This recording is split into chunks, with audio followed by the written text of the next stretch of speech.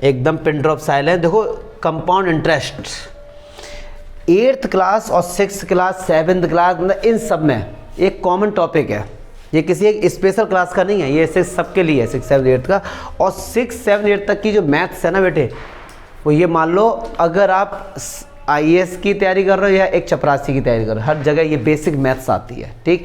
तो ये 1 घंटे की कोशिश करेंगे, 1 घंटे के अंदर सारा कंपाउंड इंटरेस्ट हम लोग ख़त्म करेंगे, एकदम 0 से चल के एकदम 100% तक चलेंगे, ठीक है।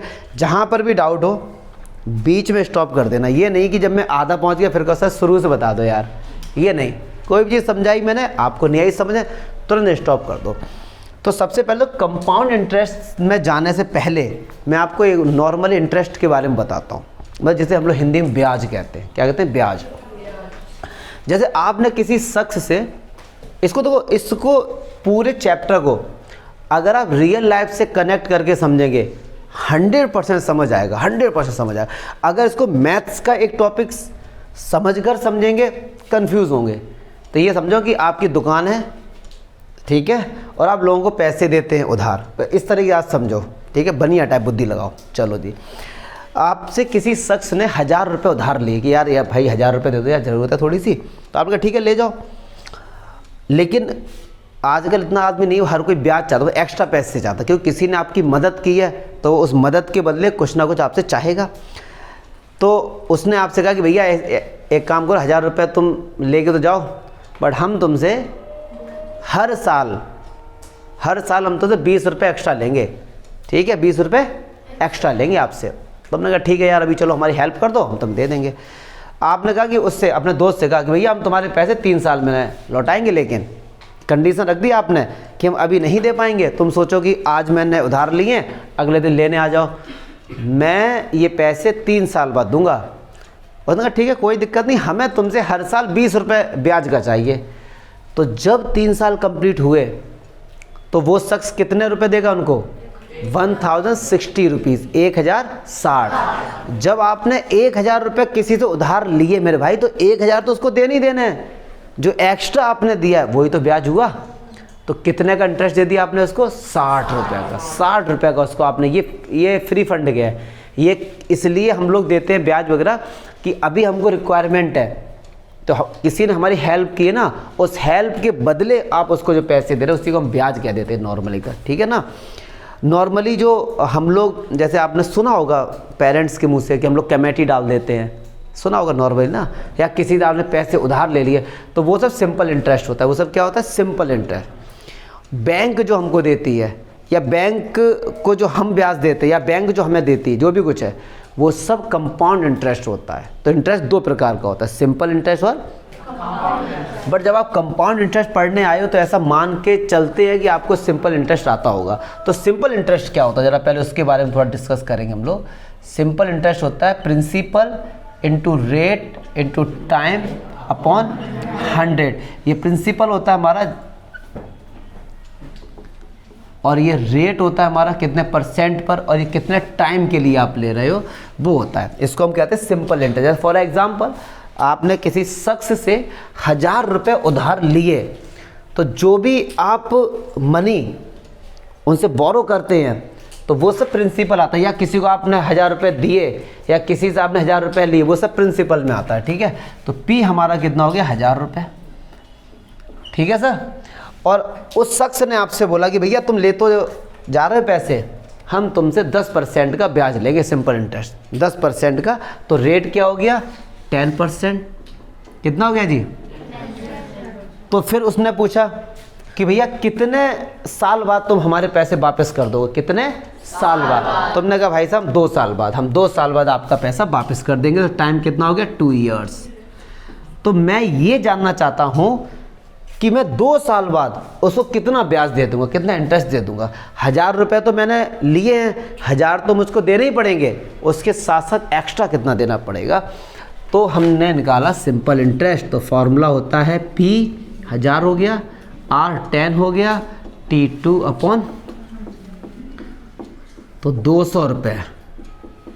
हम उसे कितना ब्याज दे देंगे? 200 रुपये। अब ऐसा मत समझना कि सर इसमें तो बड़ा फ़ायदा है, लिए 1000 रुपये, वापस कर रहे 200 ही बस केवल।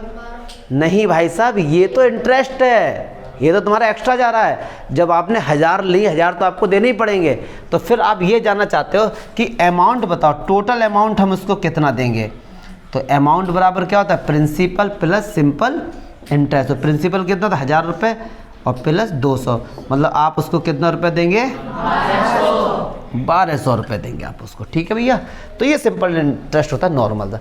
अब इसमें भी थोड़े बहुत लॉजिक बढ़ जाते हैं कि सर क्या पता कि वो शख्स ये कहता कि मुझे 2 साल के लिए नहीं चाहिए, मुझे पैसे चाहिए 73 डेज़ के लिए। अब समझना बड़ा मज़ा आने वाला है यहाँ पे कि जैसे आपने मैंने किसी से 1000 रुपये उधार लिए, तो उसने कहा भैया ठीक है पैसे ले जाओ, हम 10% का तुमसे ब्याज लेंगे। तो उसने मुझसे कहा कि आप कितने दिन में पैसे वापस कर देंगे। मैंने कहा भैया 73 डेज़ में मैं पैसे आपके वापस कर दूंगा, 73 दिन। मैंने कुछ अपना हिसाब लगाया, मुझे लगा कि भैया 73 डेज़ बाद मेरे पास पैसे आ जाएंगे और मैं वापस कर दूंगा। तो सर अब कैसे निकालें सिंपल इंटरेस्ट? सर अब हम टी की जगह क्या 73 रखेंगे? नहीं, अब देखो कैसे निकालोगे।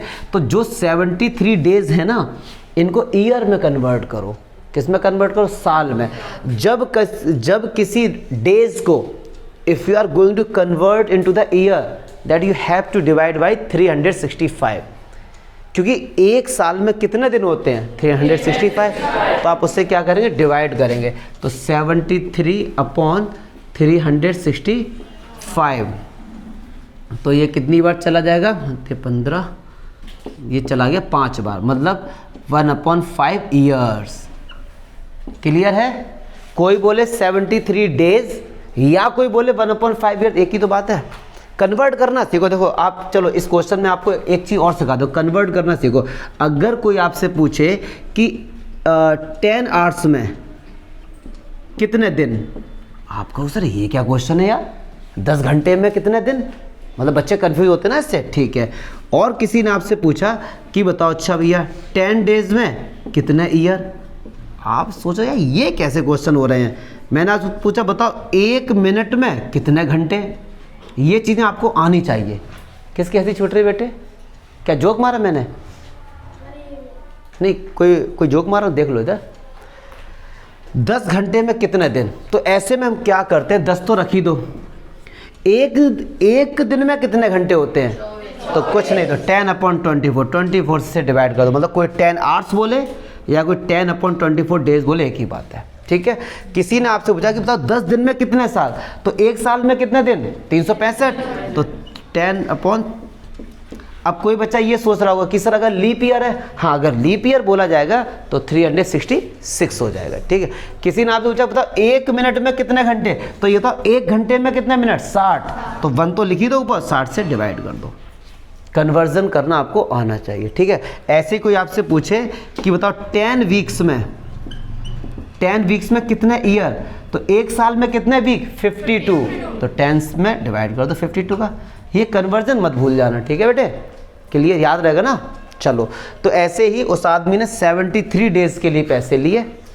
तो भैया यहाँ पे जो कंसेप्ट होता है पी और आर, जो ये टी होता है ना, ये साल में होता है, ईयर्स में होता है। तो पहले से ईयर में कन्वर्ट करो। ऐसा मत करना कि 73 का 73 लिखो, नहीं। ठीक है, पहले से ईयर में कन्वर्ट। ईयर कितना है? 1/5। क्लियर है? तो एन के तो टी की जगह क्या पुट कर देंगे? 1/5। देखो कैसे, P into R into T upon 100, यही तो होता है ना। तो पी की जगह कितना पुट कर देंगे हम लोग? 100। आर की जगह 10 और टी की जगह 1/5। टी की जगह कितना पुट करेंगे? और 100 तो नीचे है ही, तो 2 जीरो से 2 जीरो कैंसिल हो गए भैया, 5 से घटा 5, मतलब 20 रुपये आपके एक्स्ट्रा देने पड़ेंगे ब्याज के। कितना देने पड़ेंगे? 20। क्लियर है? ये कन्वर्जन मत भूल जाना, मरते दम तो याद रखेंगे। कोई डाउट है तो आप बताइए, क्योंकि आपको इतने सिंपल क्वेश्चन नहीं मिलेंगे 2 साल 3 साल, आपको मिलेंगे अटपटे क्वेश्चन, कुछ अटपटे। जैसे हाँ हो सकता है 73 डेज की जगह ना सौरभी बेटे ये टाइम दे दिया जाता, मतलब 15 मंथ। अब ये मंथ में हमें कन्वर्ट किस में करना है? साल में। तो एक साल में कितने महीने? 12। तो 12 से डिवाइड कर दो, 3 5 जा और 3 4, तो 5/4 रखेंगे आप। एन आप क्या रखेंगे? टी की जगह 5/। Got it? क्लियर है? कोई डाउट तो नहीं है? ऐसा मत करना कि 15 है तो टी की जगह 15 रख दो। ये टी जो होता है टाइम ही होता है, ये हमेशा ईयर में होता है, साल में होता है। साल में कन्वर्ट करो, कन्वर्ट करना सीख गए हम लोग, फिर वो वैल्यू पुट करेंगे, ठीक है। और इनमें कोई दिक्कत नहीं है, तो सेम रहेंगे ऐसे, इसमें कोई चेंज नहीं होता है। क्या चमका? ठीक है, इसे लिखना मांगता है, लिख लो इसे। एक तरफ से बढ़िया से नोट्स बनाओ इसमें। चलिए जी, अच्छा, तो ये थोड़ा सा हमने सिंपल इंटरेस्ट के बारे में पढ़ लिया। अब आते हैं हम कंपाउंड इंटरेस्ट पे। तो एक चीज़ जान लो जो मैं बोल रहा हूँ कि जो कंपाउंड इंटरेस्ट होता है, जैसे सपोज़ आपने किसी शख्स से पैसे लिए 1000 रुपये, ठीक है, तो आपने उससे कहा कि भैया हम 2 साल बाद तुम्हारे पैसे लौटा देंगे। तो उसने कहा ठीक है, हम 10% का ब्याज लेंगे, 10% इंटरेस्ट लेंगे। लेकिन अगर वो आपने उससे पूछा कि भैया तुम सिंपल इंटरेस्ट लोगे या कंपाउंड इंटरेस्ट, अब जो आदमी पैसे दे रहा था उसको खुद नहीं पता कि सिंपल इंटरेस्ट में क्या अंतर है, कंपाउंड इंटरेस्ट में क्या। तो पहले तो अंतर समझो।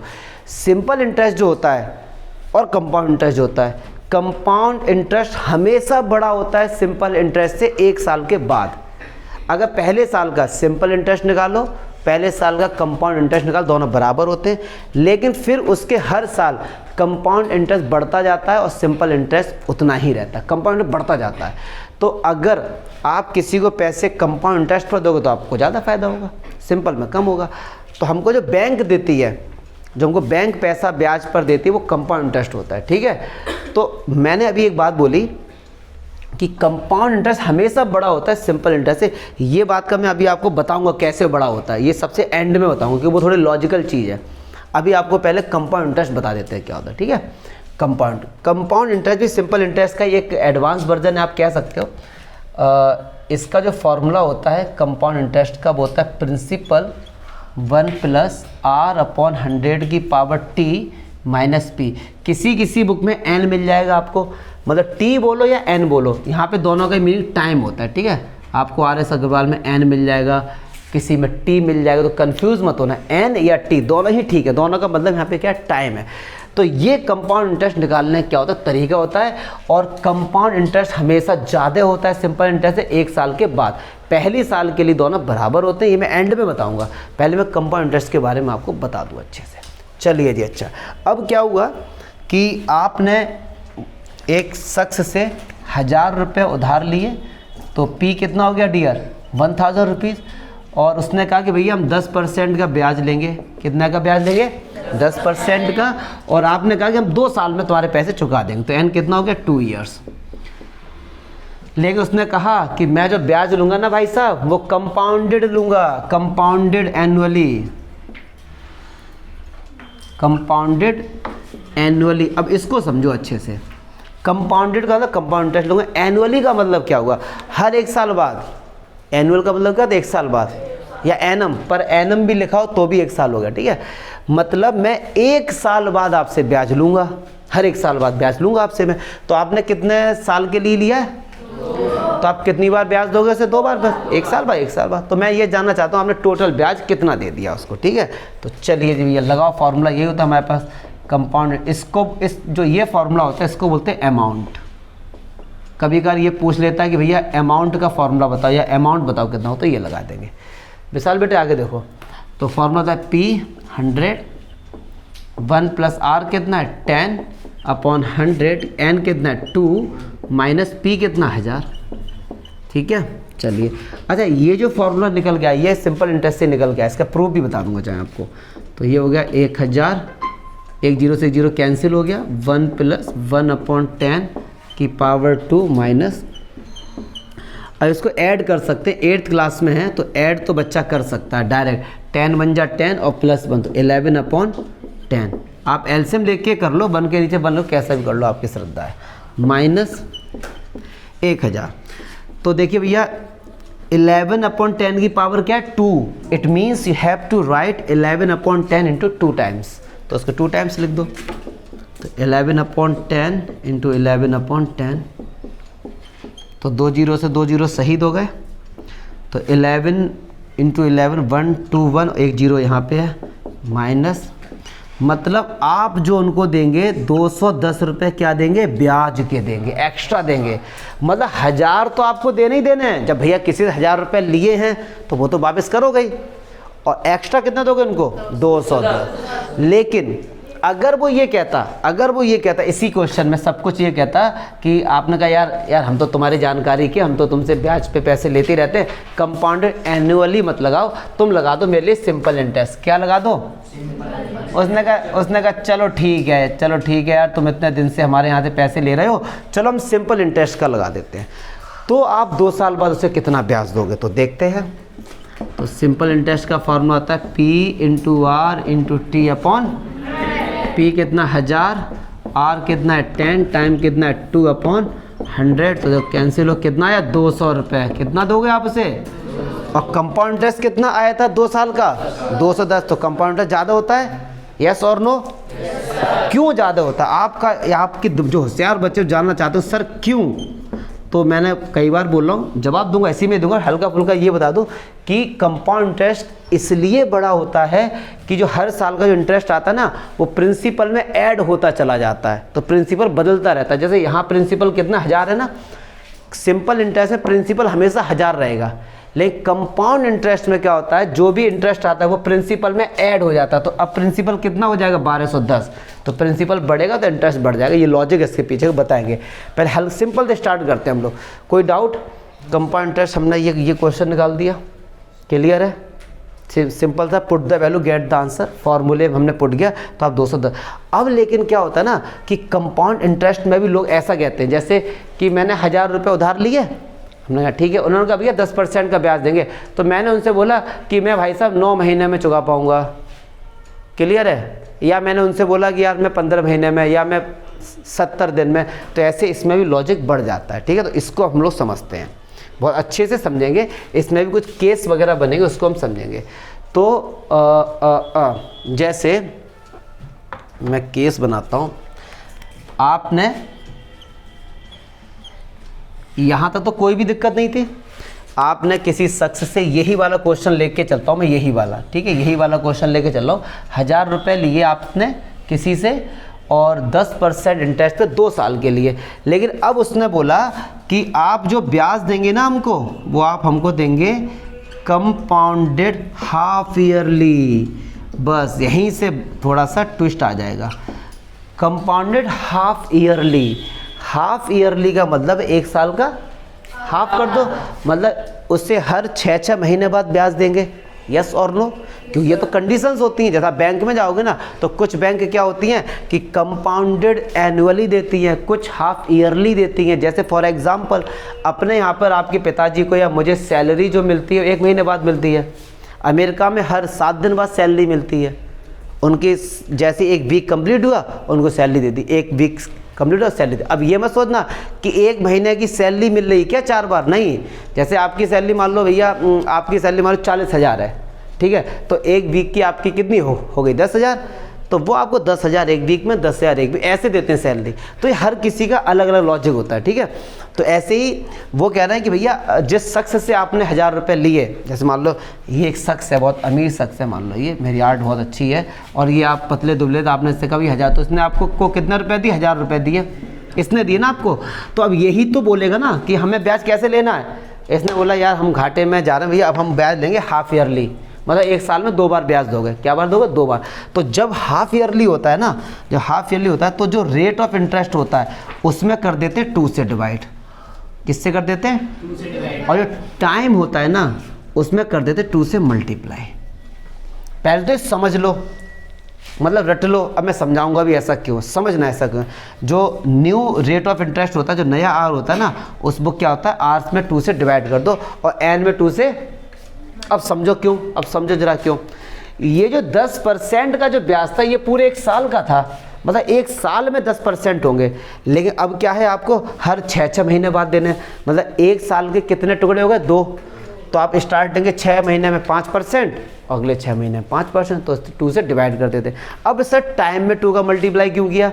अब एक बात समझो, कंपाउंडेड एनुअली का मतलब क्या था कि आप 1 साल में 1 बार ब्याज देंगे, 1 साल में 1 बार, और हाफ ईयरली में 1 साल में कितनी बार देंगे? 2 बार। 6 महीने 6, तो 2 टाइम्स बढ़ गया ना, तो बढ़ गया, तो हम लोग क्या करें 2 से मल्टीप्लाई करें। अब इसी क्वेश्चन को हम कैसे करेंगे, सब यहाँ पे था कंपाउंडेड एनुअली, अब कंपाउंडेड एनुअली की जगह उसने बोल दिया कंपाउंडेड हाफ ईयरली। अब इस क्वेश्चन को हम कैसे सॉल्व करेंगे, तो देखो जरा, फॉर्मूला तो सब कुछ यही रहेगा, फॉर्मूले कोई चेंजिंग नहीं है, फॉर्मूला हमारे पास सब कुछ वही रहेगा, P1 प्लस R अपॉन 100 की पावर n, फॉर्मूला में कोई चेंज नहीं, तो P की जगह 1000, कोई दिक्कत नहीं, 1 प्लस, अब R कितना हो जाएगा, 10 था, 2 से डिवाइड कर दो कितना हो जाएगा 5 अपॉन 100, और n कितना था पहले 2, अब न्यू n 2 से मल्टीप्लाई कितना हो जाएगा 4 माइनस,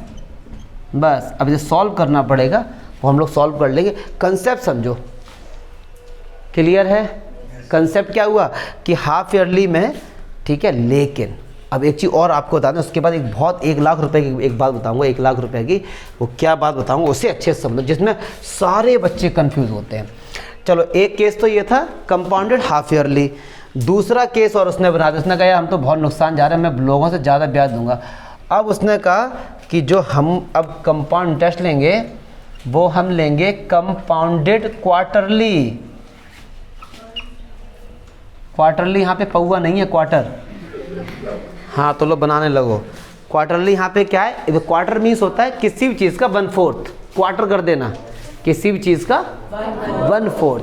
तो जब अगर उसने बोला कि हम कंपाउंडेड क्वार्टरली लेंगे, तो ऐसे में जो R जो होगा ना नया, और उसमें कर देना 4 से डिवाइड, और जो नया n होगा उसमें कर देना 4 से मल्टीप्लाई, और प्रिंसिपल में कोई चेंज नहीं होता है, प्रिंसिपल में कभी भी कोई चेंज नहीं होता, क्लियर है, ठीक है। जैसे हमने क्या किया ना 100 रुपये बेटे, टाइम में हाफ ईयरली में 2 से मल्टीप्लाई किया, क्वार्टरली 4 से मल्टीप्लाई करते थे, क्लियर है, सब कुछ सेम रहता है, बस इन पीच सेम होता है, ये चेंज होता है। लेकिन अब बेटा शांत हो जाओ, लेकिन मैंने आपसे बोला कि जो टाइम में 2 से मल्टीप्लाई होता है और टाइम में 4 से मल्टीप्लाई होता है क्वार्टर, वो तभी होता है, वो तभी होता है, ध्यान से सुनना, मैं चलो लिख भी देता हूँ, वो तभी होता है यहाँ पर जब जो n है, मतलब जो टाइम है ना, वो ईयर्स में दिया गया हो, किस में दिया गया हो, ईयर्स में। अब इस चीज़ को समझना मैं क्या बोलना चाह रहा हूँ, यहाँ पे बोला गया 2 साल, तो आपने क्या किया 2 से मल्टीप्लाई कर दिया, लेकिन अगर बाई चांस यहाँ पे होता 6 मंथ, क्या होता है यहाँ पे, अब आप क्या सोचते हैं कि 6 में 2 से मल्टीप्लाई कर दो, नहीं, पहले 6 मंथ को ईयर में कन्वर्ट करो, फिर 2 से मल्टीप्लाई होगा वहाँ पे। अभी हम लोग एक क्वेश्चन करेंगे, अभी चिंता मत करो, जब तक क्वेश्चन नहीं करेंगे तब तक अच्छे से समझ नहीं आएगा। बस मैं पहले इनके केस लिखा दिए, अब इन पे एक एक क्वेश्चन ले लूँगा, सारे कंसेप्ट क्लियर हो जाएंगे तुम्हारे, क्लियर है। तो देखो जैसे यहाँ पे 2 साल था, समझना 2 साल था, तो यहाँ बोला कंपाउंडेड हाफ ईयरली, तो हमने 2 से मल्टीप्लाई कर दिया 2 में, और 2 का डिवाइड कर दिया हमने किसमें 10 में, ठीक है। चलिए जी, तो अब एक क्वेश्चन लेंगे तब आपको अच्छे से समझ आएगा, जब तक हम क्वेश्चन नहीं करेंगे तब तक समझ नहीं आएगा, अभी क्वेश्चन लेंगे बहुत अच्छे से समझ आएगा आपको, लिख लो इसको। चलो जी, अब देखिए, अच्छा अगर आपसे ये बोला गया, शांत रहिए, कि आपने, मैं देखो एक एग्जाम्पल के थ्रू समझा रहा हूँ और डिजिट में सिंपल ले रहा हूँ, ठीक है, आप लोग कैलकुलेशन है वो तो, कि आपने किसी से 1000 रुपये उधार लिए, अब मैं 1000 इसलिए ले रहा हूँ, सिंपल पड़ जाएगा ना, प्रिंसिपल हो गया 1000 रुपये, और आर है मान लीजिए 10%, और आपने उस शख्स से कहा कि भैया हम आपके जो पैसे ना, वो मान लो आपके पैसे हम 2 साल में दे पाएंगे, ठीक है, 2 साल में दे पाएंगे। तो उसने कहा भैया कि हम जो कंपाउंड लेंगे ना इंटरेस्ट आपका, वो कंपाउंड क्वार्टरली, कितना लेंगे, क्वार्टरली। तो आप फार्मूला तो कंपाउंड इंटरेस्ट का सेम होता है हमारे पास, फार्मूला कभी चेंज नहीं होगा, फार्मूला तो हमारे पास यही रहेगा -p। लेकिन जब बोला गया क्वार्टरली, तो जो r होता है इसमें हो जाएगा 4 से डिवाइड, और जो n होता है उसमें हो जाएगा 4 से मल्टीप्लाई। तो अगर मैं आपसे पूछूं P1 प्लस r क्या होगा सर, r हमारे पास कितना दिया गया 10, अब 10 में करो 4 से डिवाइड, तो 2 2 जा और 2 5 जा, मतलब 5/2 आ गया, 5/2, और 100 नीचे तो 200 हो गया। और n कितना होगा, n अभी कितना है 2, और क्वार्टर 4 से मल्टीप्लाई कितना हो गया 8 माइनस p। अब आप ये सोच रहे हो कि सर क्या हम 8 बार मल्टीप्लाई करें, अरे नहीं, वो तो मैं एग्जाम्पल के थ्रू समझा रहा हूँ, कंसेप्ट समझो आप बस, ठीक है। अच्छा सब कुछ यही रहता, सब कुछ क्वेश्चन में यही रहता, बट इतना हो जाता बस कि P दे दिया गया है 1000 और R हमारे पास दे दिया गया है मान लो भैया 12% और N दे दिया गया 15 मंथ। कितना दे दिया गया? 15 मंथ। मतलब आपने उनसे बोला कि हम 15 महीने बाद पैसे चुकाएंगे भैया, तुम्हारा कंप्लीट करेंगे। तो कंपाउंडेड क्वार्टरली में तब क्या होगा, अब समझना है इसको अच्छे से। तो जब भी कंपाउंडेड क्वार्टरली बोला जाए तो मैंने आपको बताया था कि 4 का डिवाइड कर दो R में, इसमें कर दो 4 का मल्टीप्लाई। अब 12 अब 15 में 4 का मल्टीप्लाई मत कर देना, क्यों? ये किस में दिया गया है? मंथ में। पहले इसको ईयर में कन्वर्ट करो, बस इतना ही लॉजिक है। तो पहले इसको ईयर में कन्वर्ट करेंगे, तो ईयर में कन्वर्ट करने के लिए कितने से डिवाइड?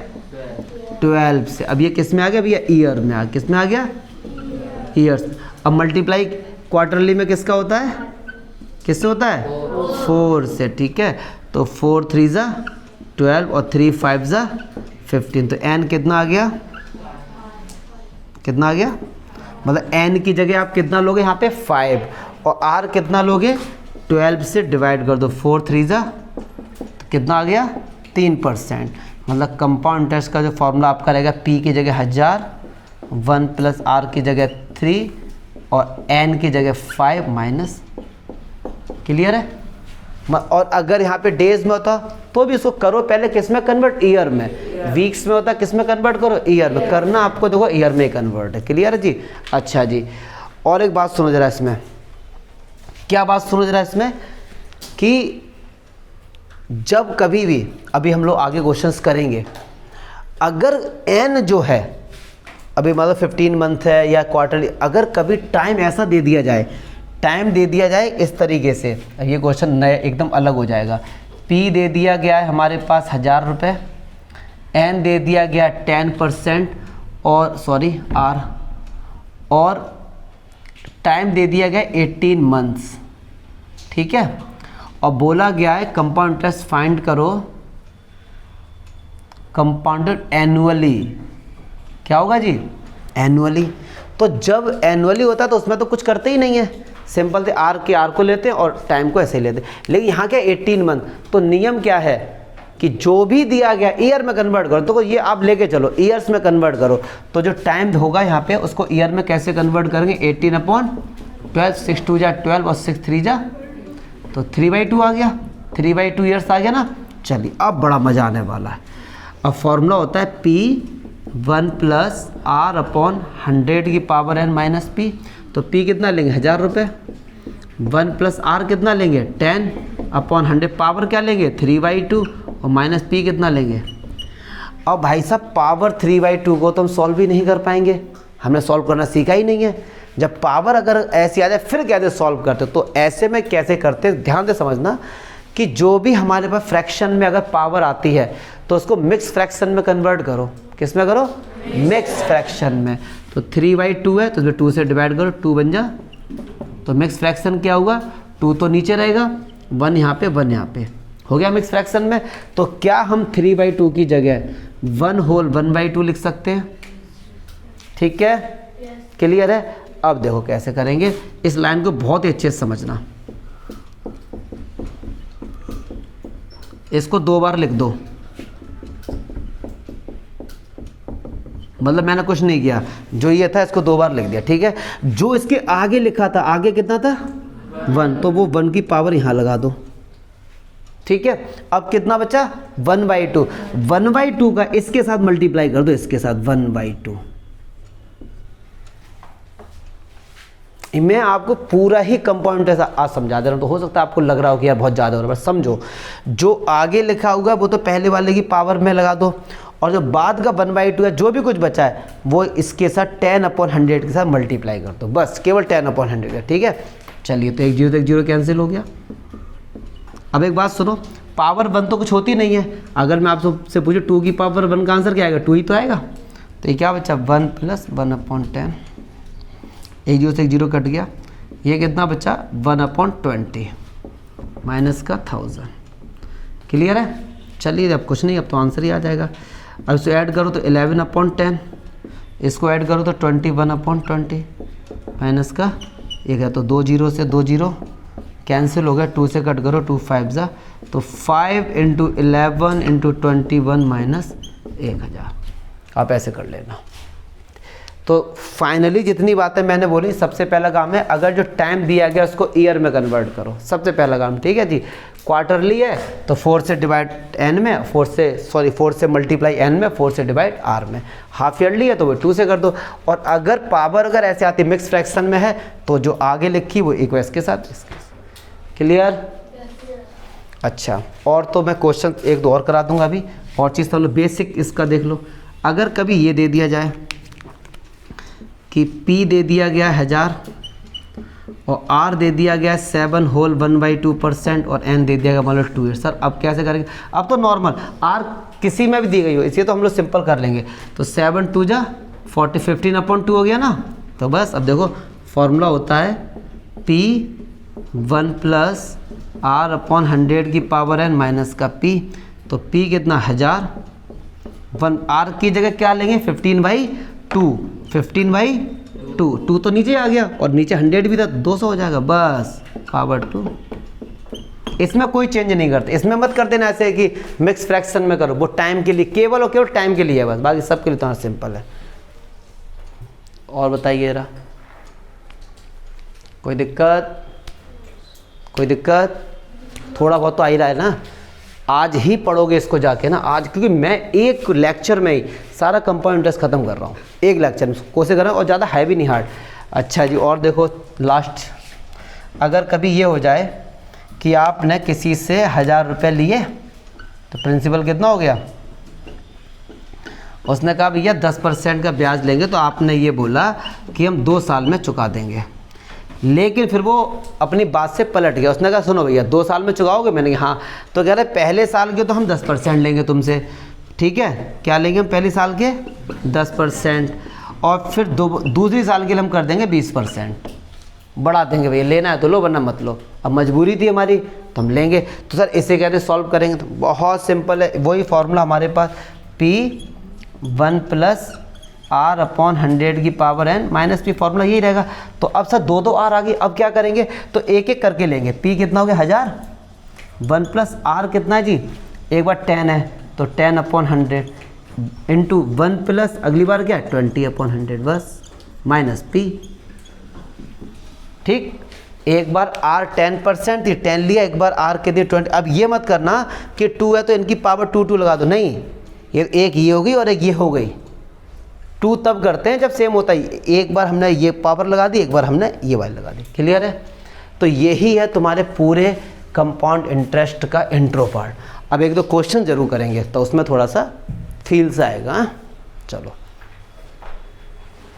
चलिए, अब वो समय आ गया है जब जैसा प्रॉमिस किया था कि आपको मैं बताऊंगा कि सिंपल इंटरेस्ट और कंपाउंड इंटरेस्ट कौन छोटा बड़ा होता है, कैसे होता है।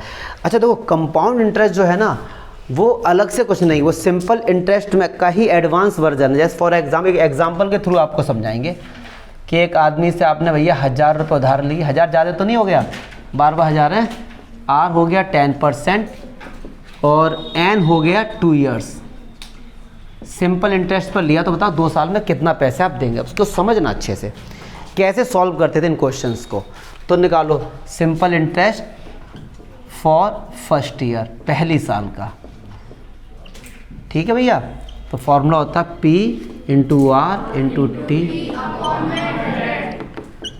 तो P कितना डियर 1000, R कितना है, और हम निकाल लें पहली साल के लिए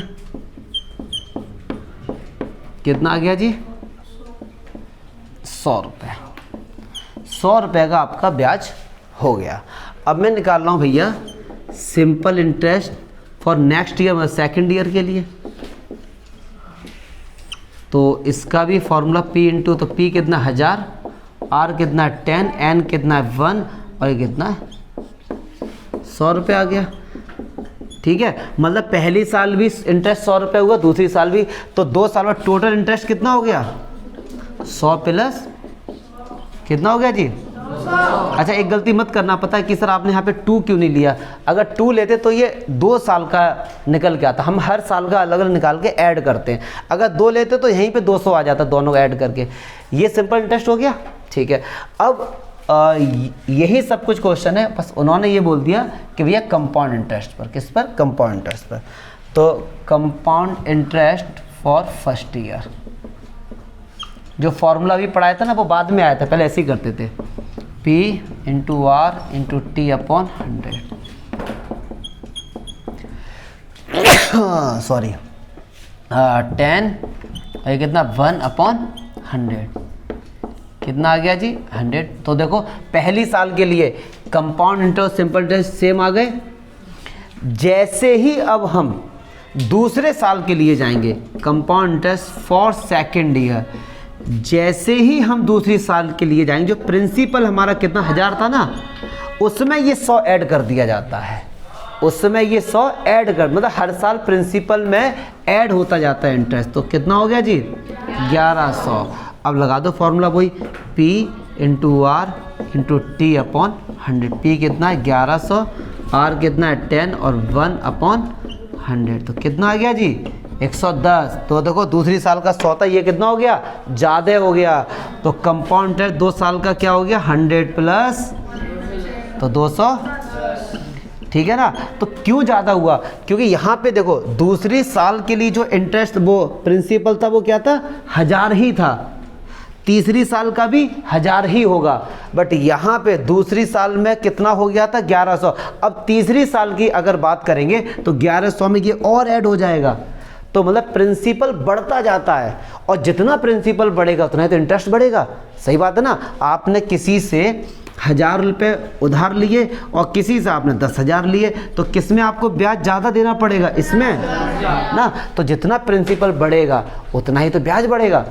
तो कंपाउंड इंटरेस्ट में प्रिंसिपल बढ़ता जाता है क्योंकि उसमें इंटरेस्ट ऐड होता जाता है, क्लियर है। तो आप समझ गए ना कि कंपाउंड इंटरेस्ट 1 साल का तो सेम होता है और 2-3 साल हमेशा कंपाउंड इंटरेस्ट ज़्यादा होता है, और जो बैंक वगैरह हमको इंटरेस्ट देती है वो कंपाउंड इंटरेस्ट देते हैं, क्लियर है। अच्छा मैंने सारा बेसिक बता दिया, सारा बेसिक बता दिया।